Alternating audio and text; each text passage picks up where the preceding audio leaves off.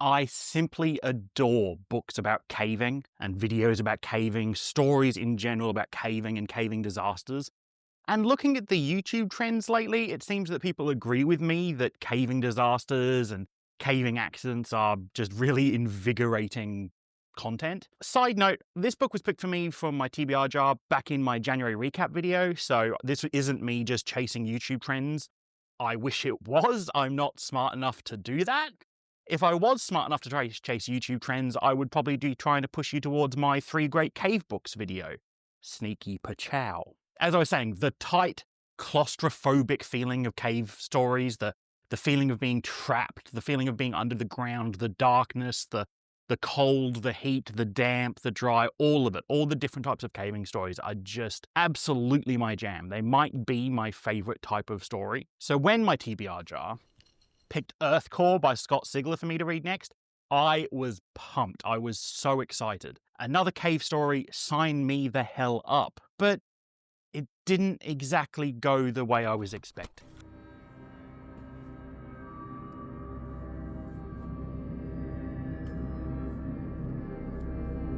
Earthcore by Scott Sigler follows one mining company's exploits as they attempt to uncover what might be the richest mineral deposit in the entire world. The sort of find that is worth trillions. Our story follows this all the way from a prospector hunting rumors in the Utah mountain ranges of a bubbling water spring full of silver dust. These rumors claim that the area is cursed. We follow this prospector as he tries to find this, as he tries to sell his claim.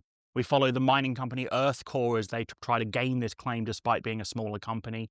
And then we follow them all the way from getting the dig set up, from picking personnel to getting them on site, starting digging, as we finally start to move into the real kind of meat of the story as they uncover an ancient cave complex deep within the mountain. For a book that has so much time spent in a cave and underground, Earthcore failed to capture that claustrophobic feeling, that sort of caviness of these cave stories that I so look for, and instead kind of came off as more of your general corporate sci-fi thriller. And I will just start this video with the things that didn't work for me in this one.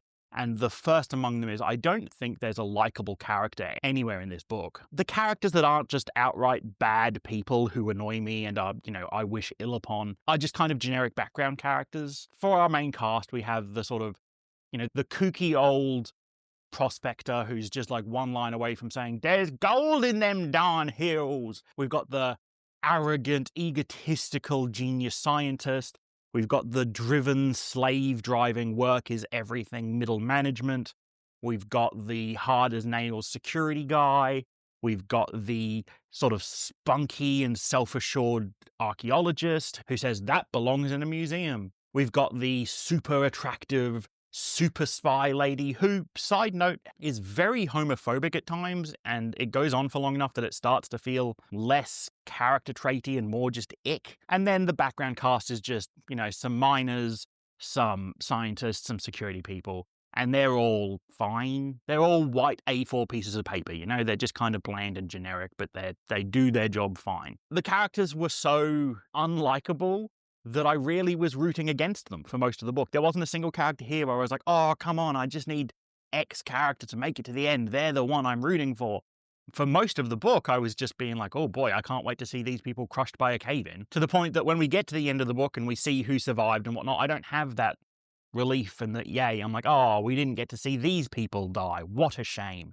And I don't think that's really the goal of the book. It does try to make some of these characters sympathetic with, tragic backstories and like a romance that feels kind of forced and out of place. But it just didn't work for me. The characters were just bad people that I wished bad upon. And one of the biggest problems with this book is this first 150 pages, like this much of the book, just doesn't need to be there. That whole section dealing with finding the claim, selling the claim, getting the team together, that is just so dull and was not exciting. If this was not a book that I'd already promised on this channel that I was going to read, if I hadn't pulled this out of my TBR jar and if I hadn't, started reading it for the Booktube channel, I would have DNF'd it during that time because it was just so slow and so dull. And it feels like that entire first act of the book, that first 150-ish pages, could probably be condensed down to 10, 15 pages of just quickly explaining where the claim was found, the sort of weirdness around it, and the sort of characters that are here. If we started this book with the base camp being put together, basically, if we started this book in one of the chapters where some characters on a helicopter down to the base camp,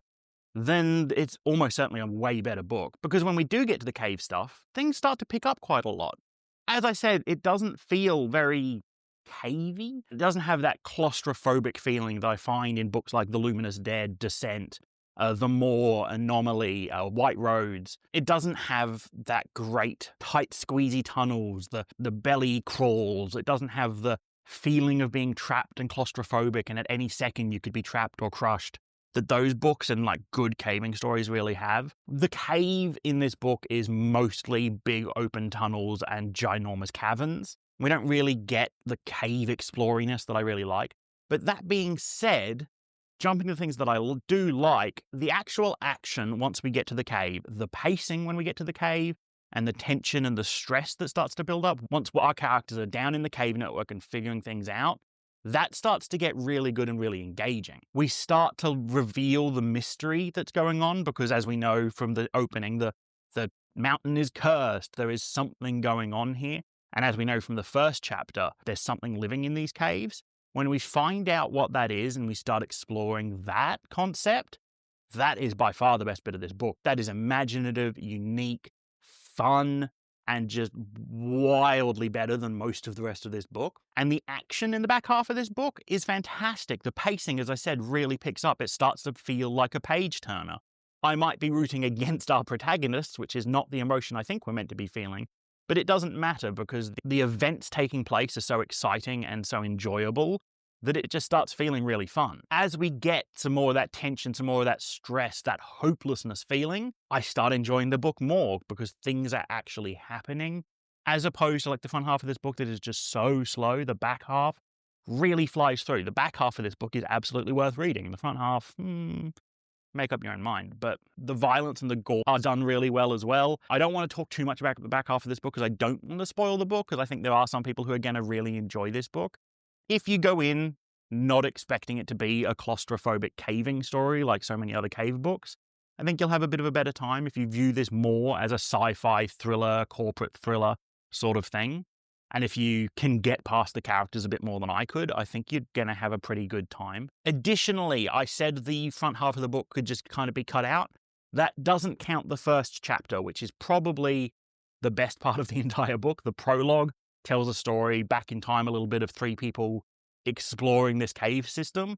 And that is full of the claustrophobic, tight squeeze, terrifying stress and tension that I love in cave stories that is missing in the rest of the book. So while that is the best bit of the book, it does also just kind of highlight how that aspect of the book is missing elsewhere, if that makes sense, which is a bit of a shame. But look, end of the day, the book has some really fun sections, but it is held back by unlikable characters, an introduction that overstays its welcome for way too long, and quite a bit of like repeated prose that seems unnecessary and just kind of serves to make a long book feel a bit longer. Overall, Earthcore by Scott Sigler gets a 4 out of 10 for me, because while the front half was pretty dismal, the back half starts to make up for it a bit. So it's not great, it's not particularly good, but it's not bad, it's not terrible.